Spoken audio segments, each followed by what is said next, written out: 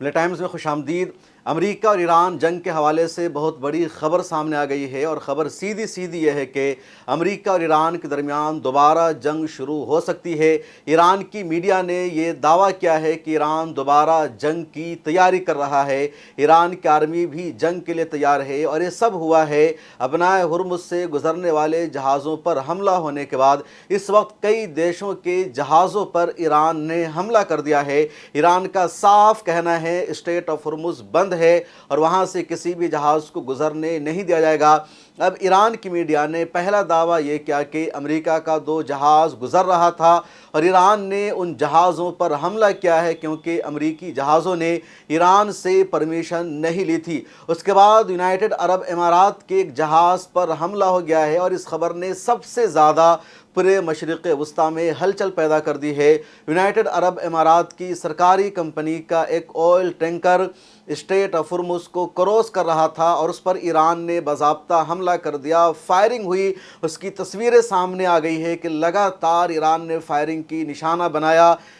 United عرب امارات کے اس tanker کو، اس شپ کو پیچھے ہٹنا پڑا، اور اس پر حملہ ہو جانے کے بعد دوبارہ جنگ شروع ہونے کی خبریں سامنے آنے لگی ہے۔ یونائٹڈ عرب امارات نے اس کو اپنی سورنٹی پر، اپنی خود مختاری پر حملہ قرار دیا ہے۔ یونائٹڈ عرب امارات کا کہنا ہے کہ ایران کو بخشا نہیں جائے گا، ایران سے اس حملے کا بدلہ لیا جائے گا۔ لگاتار UAE ایران کو اگنور کر رہا ہے، نظر انداز کر رہا ہے تاکہ جنگ علاقائی جنگ میں تبدیل نہ ہو جائے، لیکن ایران نے اپنی تمام لمٹ کو کراس کر دیا ہے۔ دراصل یونائٹڈ عرب امارات کی سرکاری کمپنی کا ایک آئل ٹینکر گزر رہا تھا اور اسے اسٹریٹ آف ہرمز کو کراس کرنا تھا، اور جیسے ہی وہ گلف آف عمان کے نزدیک پہنچتا ہے اس پر حملہ ہو جاتا ہے۔ ایران کا کہنا ہے پرمیشن کے بغیر، ٹیکس لیے بغیر یہ جہاز گزر رہا تھا، اس لیے اس پر حملہ ہوا ہے۔ ایک اور خبر آئی ہے کہ ساؤتھ کوریا کا بھی ایک شپ گزر رہا تھا، اس پر بھی حملہ ہوا ہے، اور ساؤتھ کوریا نے بھی اس حملے کی مذمت کی ہے۔ لیکن یونائٹڈ عرب امارات کے جہاز پر حملہ ہو جانے کے بعد جنگ جیسی صورتحال بن گئی ہے۔ ادھر ایران نے اپنی آرمی کو ایکٹیو کر دیا ہے، اپنے ایئر ڈیفینس سسٹم کو فعال کر دیا ہے، اور ایران کا کہنا ہے کہ اگر UAE نے اس حملے کا بدلہ لیا تو فوری طور پر جواب دیا جائے گا۔ ادھر یونائٹڈ عرب امارات بھی دوبارہ ہائی الرٹ پر چلا گیا ہے۔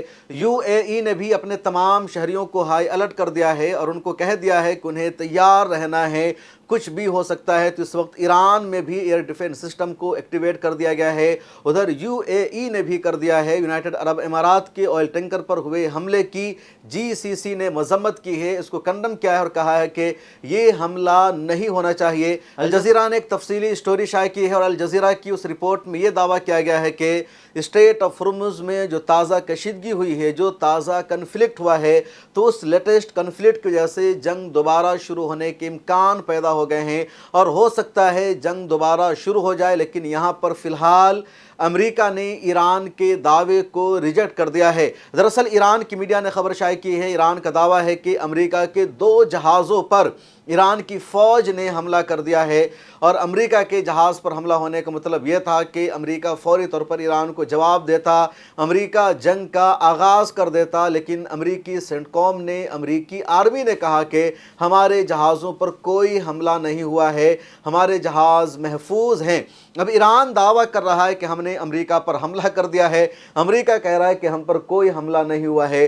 دنیا کو یہ لگنے لگا ہے، دنیا بھر کی میڈیا کی رپورٹ یہ کہہ رہی ہے کہ اب ایران نے امریکی جہاز پر حملہ کر دیا، اور یہ امریکہ کے لیے سب سے زیادہ ڈوب مرنے کی مقام ہے۔ امریکہ کی غیرت کو ایران نے چیلنج کر دیا ہے، اس کی سورنٹی کو ایران نے نشانہ بنا دیا، اور ایران اب باضابطہ ذمہ داری لے رہا ہے۔ لیکن امریکہ پیچھے ہٹ رہا ہے، کیونکہ اگر امریکہ نے ذمہ داری لے لی اس حملے کی، امریکہ نے تسلیم کر لیا کہ ایران نے سچ میں اس کے شپس پر، جہازوں پر حملہ کیا ہے، تو پھر امریکہ کے لیے بدلہ لینا ضروری ہوگا، اور امریکہ اس پوزیشن میں نہیں ہے کہ وہ ایران پر جوابی حملہ کر سکے، ایران سے دوبارہ جنگ شروع کر سکے، کیونکہ ایران نے پہلے ہی دھمکی دے رکھی ہے کہ ہم دوبارہ جنگ لڑنے کے لیے تیار ہیں، اور پہلے سے زیادہ ہم امریکی مفادات کو، امریکی ایسٹس کو اور اسرائیل کو نقصان پہنچائیں گے۔ اور امریکہ اب ایران کے ساتھ دوبارہ جنگ نہیں چاہتا ہے، الجھنا نہیں چاہتا ہے۔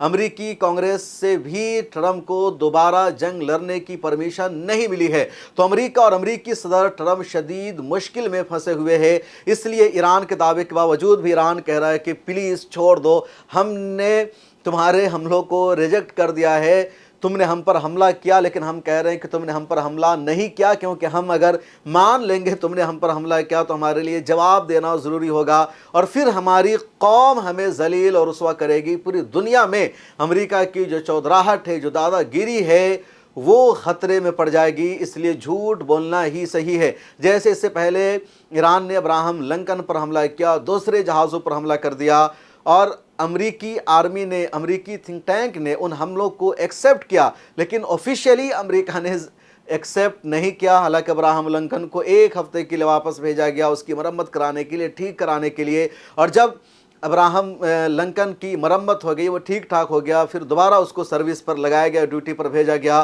तो सच्चाई यह है कि ईरान ने लगातार अमेरिका को नुकसान पहुंचाया है, लेकिन अमेरिका एतराफ़ नहीं करता है।